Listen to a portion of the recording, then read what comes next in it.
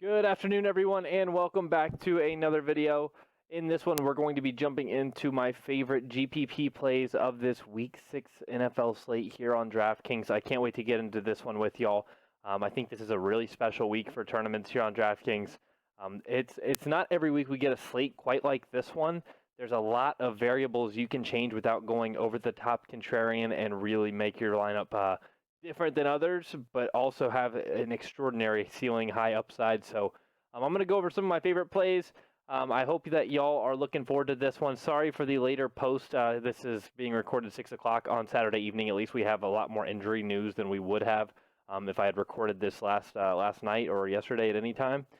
So we are going to jump right into this one. I don't have anything else for y'all. If you have not already, please do leave a like on this video. It really means a lot to me. It takes 2 seconds of your time at most just to click that little thumbs up button. And then, as always, if y'all have any questions for me, comments, concerns, whether it's DraftKings, FanDuel, Yahoo, any DFS site, or season-long fantasy questions, leave them in the comment section below. I'm happy to give y'all advice when I can.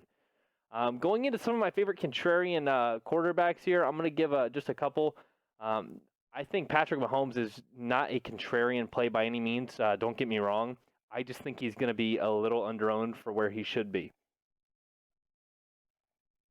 With his ceiling, especially if Ty Freak, the Reek Hill, comes back this week, he's still questionable. Game time decision is what they're calling it right now.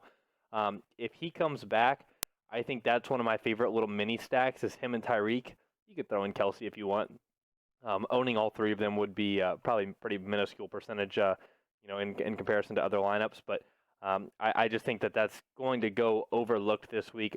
Even though Mahomes is probably still going to be anywhere from 10 to 15% owned, it's just not enough for Patrick Mahomes, especially coming off kind of a dud game where he didn't really do those numbers that we're used to. He tweaked his ankle a little bit. Obviously against Detroit, didn't even throw for a touchdown.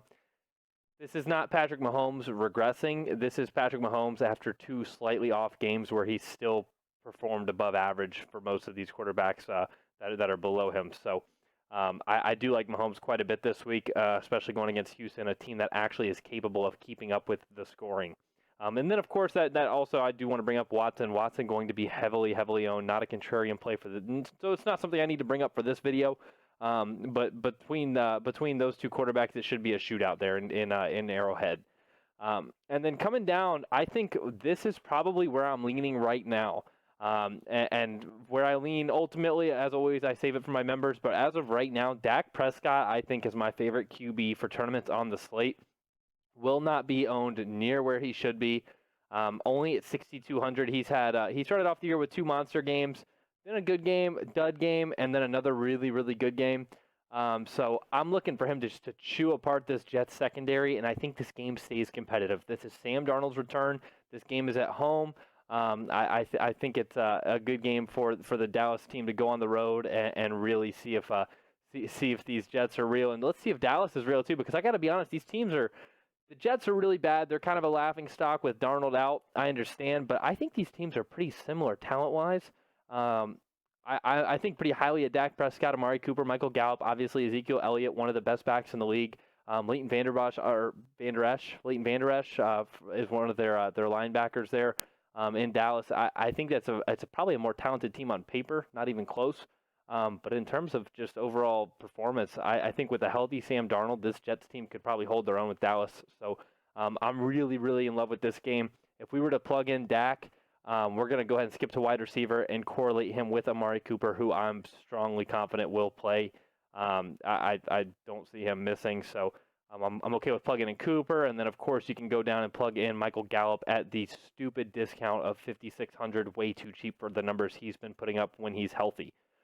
So I just think that's an awesome play. And then I mentioned it in my cash locks. A lock in all formats for me is Le'Veon Bell, kind of running it back the other way. And this is just kind of a little mini stack. Obviously, you're stacking the Cowboys. I know a lot of people hate the Cowboys. You can't pick your players with your heart. You got to pick your players off the matchups, and they have a sick matchup against the Jets. And then I think Le'Veon Bell also has a sick matchup going the other way. Hopefully, Sammy Darnold can just kind of chip it off to him. He can get some receptions, 8 to 10 receptions in this game. I don't think is out of the question, along with at least 50 rushing and 50 receiving yards. And I expect at least a touchdown from Le'Veon in this game. So should be a big game from all these guys is what I'm forecasting. In love with all of them, to say the least. Another running back that I think is going to go extremely overlooked. I thought he was going to be pretty popular, so I mentioned him in the Cash Locks video, which was recorded obviously much before this one. But there's two guys actually. I'll talk to you about Derrick Henry real quick, who always has that 3+ touchdown, ridiculous upside to him. He's had these four. I don't want to pay 6,100 and get this out of you. I'm okay with that. I don't love it, but I'll settle for it. We want to see this from Derrick Henry. And after these games, not only is he due for a big game, but a lot of people are scared off of him. And at the end of the day, against Atlanta, I definitely thought he would do better. He definitely, obviously, ran for 100 yards, which anytime you have a 100-yard rusher is great. But if you only put up 14.8 points after rushing for 100 yards, it looks kind of funky. So I'm almost kind of glad that he didn't have a touchdown or anything, because I think people are going to be scared off of him. I don't think he's going to be near as owned as I thought he would be this week against this Denver defense, who allowed 29 touches for 225 yards, I believe, to Fournette just a couple weeks prior. So I think Derrick Henry is a really, really great play in tournaments. If we were to plug him in and then come over to the flex, one last running back I want to talk about is actually going to be, of course, there's a lot of good value guys down here, saving that for my members. But one more that's in this mid-range is actually Devonta Freeman playing against the Cardinals in Arizona. Everybody's on this Matt Ryan, Julio Jones, Austin Hooper stack. In love with Austin Hooper this week. In love with Julio Jones. I love Matt Ryan. Amazing cash plays. If you want to pivot off of that Atlanta pass game, Devonta Freeman has been consistent these last 3 weeks. So granted, 12.5 again, not exactly the number you want to see when you're paying 5,800. Not horrible for 49, but still not what we're looking for. But back-to-back 18-point weeks, he's getting anywhere from 15 to 20 touches, it looks like. He had 5 catches and 11 rushing attempts last week, and then 20 total touches in week 4 the week prior. I just think he's a good play, and he's really getting involved in that passing game so far to start the year. These are his targets, 4.95.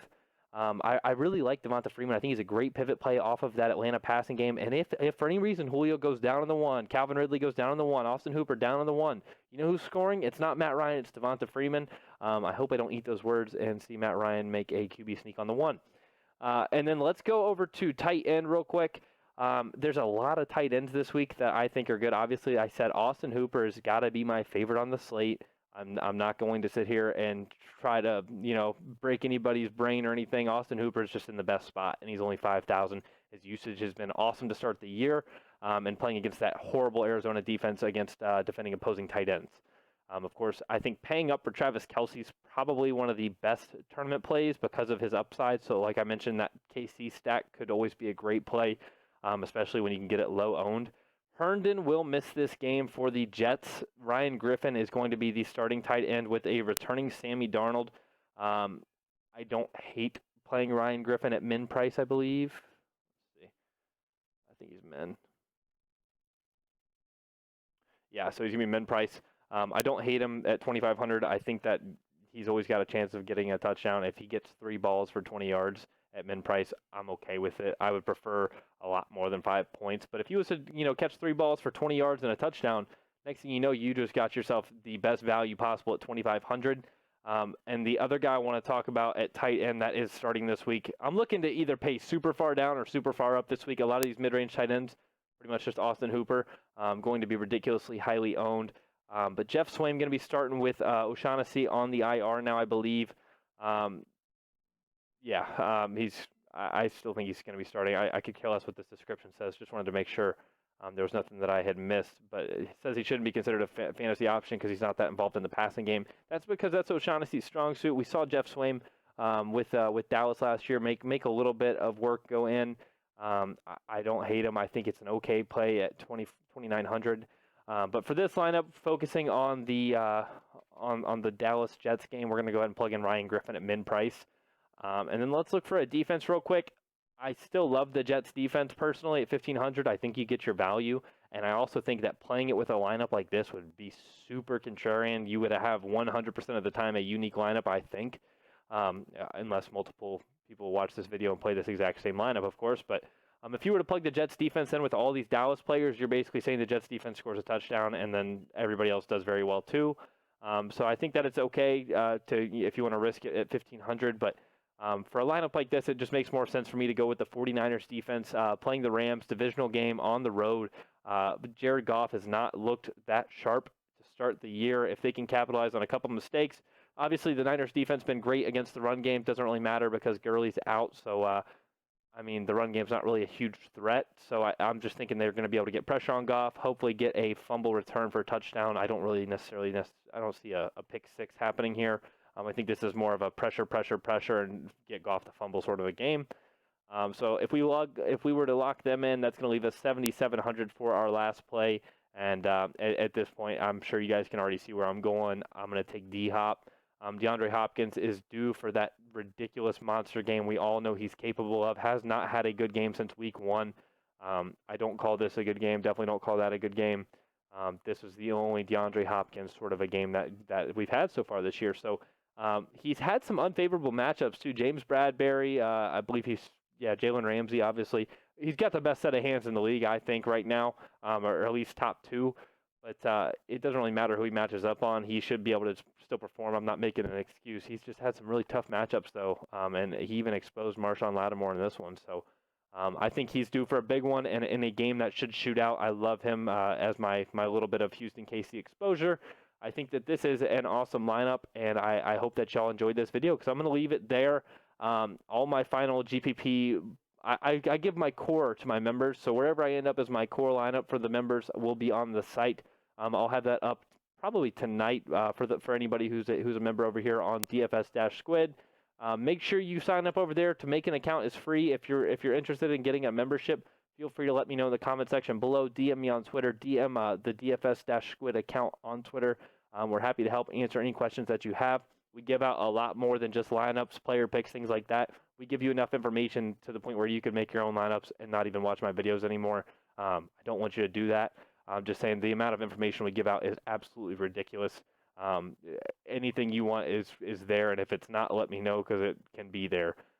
So I appreciate y'all taking the time out of your day to watch this video. Good luck to everybody tomorrow, and let's crush week 6.